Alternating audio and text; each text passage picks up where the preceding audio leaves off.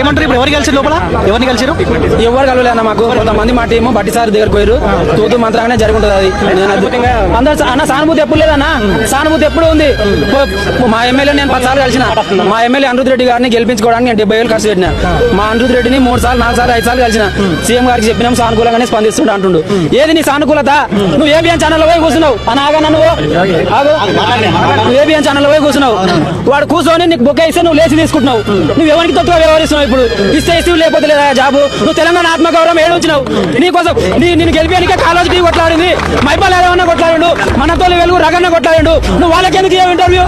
వాళ్ళ రేటింగ్ పెడతా నీకోసమే కదా కష్టపడది. మైపాల్ యాదవ్ పోయి కొల్లాపూర్లో పోయి కాలు మొక్కి ఇట్లా పత్తి తీసుకోవాలని టీఆర్ఎస్ కేకండి మేము మీరు ఆగమైతారని. నువ్వు మీకే వీళ్ళకెందుకు ఇంటర్వ్యూ? నువ్వు కాలేజీ అన్న కొట్లాడిండు అన్న రామన్న.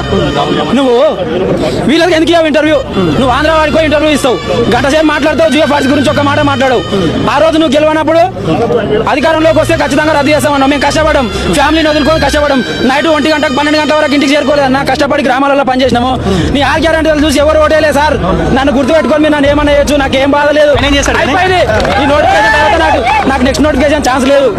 I'm 32 years now. 32 నాకు నెక్స్ట్ నోటిఫికేషన్ ఛాన్స్ లేదు. ఒకవేళ ఏజ్ రిలాక్సేషన్ ఇస్తే ఉంటది.